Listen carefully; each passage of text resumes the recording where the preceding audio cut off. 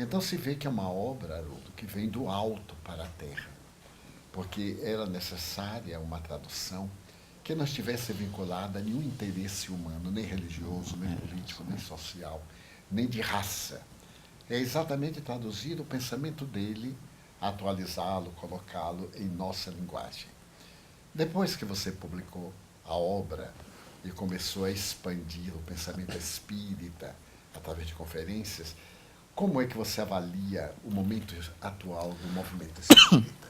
Divaldo, houve uma época do movimento espírita em que nós tivemos grandes inteligências que se dedicaram ao estudo bíblico de uma maneira muito profunda, como, por exemplo, Pastorino, Vinícius e outros expoentes, Rubens Romanelli, em Minas Gerais, que não só tinham conhecimento das línguas originais bíblicas, como tinham um conhecimento bíblico muito amplo.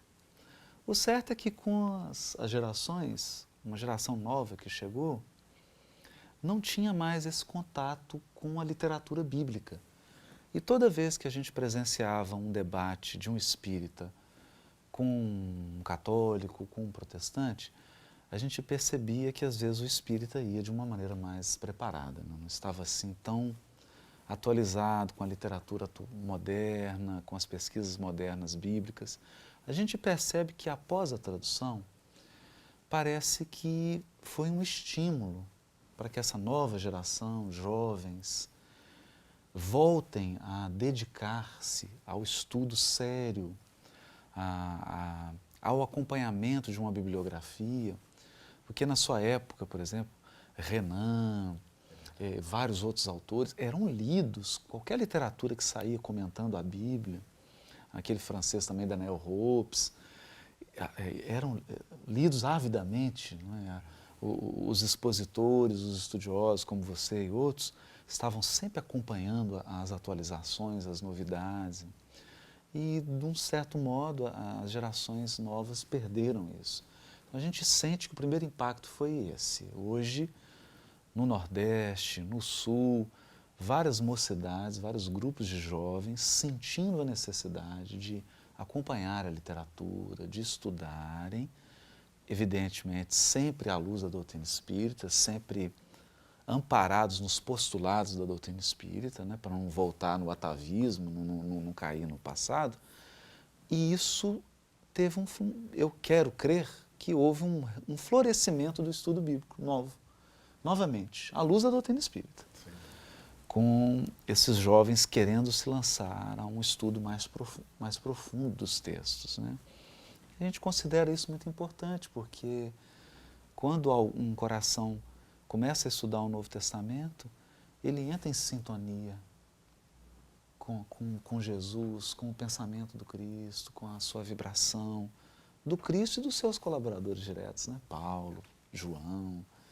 E a gente não pode perder esse contato, né, Divaldo?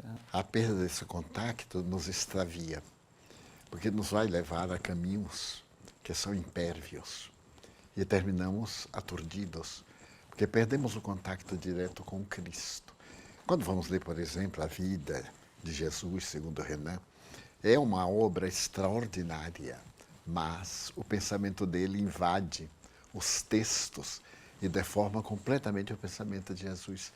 Embora ele fosse anticatólico, mas era um livre pensador que de alguma forma detestava a religião da época, né?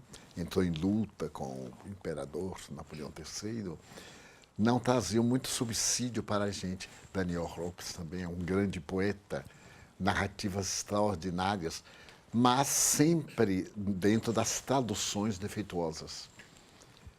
Daí a grandeza de Kardec quando elegeu a tradução de Sacy ao francês, considerada uma das melhores, uma das mais perfeitas.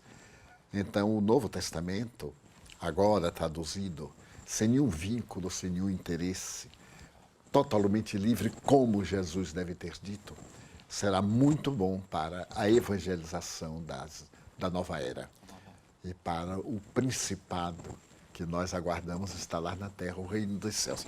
Mas eu gostaria de perguntar-lhe, por que em suas conferências há sempre referências muito próprias, aliás, ao pensamento do Espírito Emmanuel, pela mediunidade do venerando apóstolo Chico Xavier?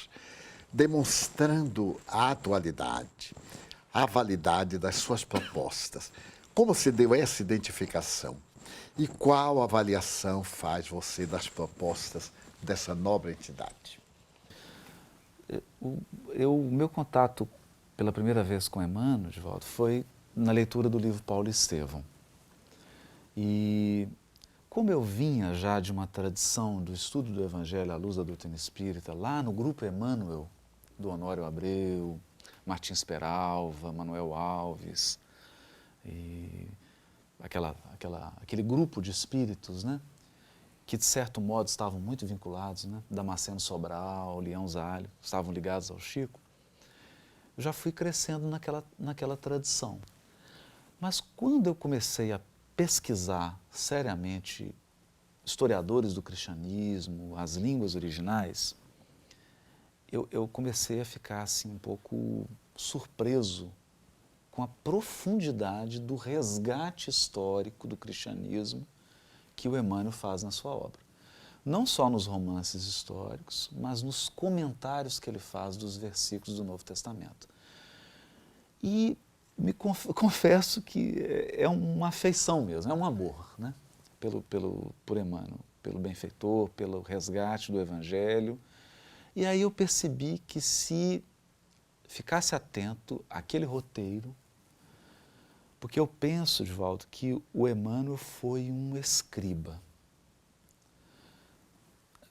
Desculpe a minha ousadia, né? Eu queria até te perguntar isso, mas a minha intuição me diz que Emmanuel foi um escriba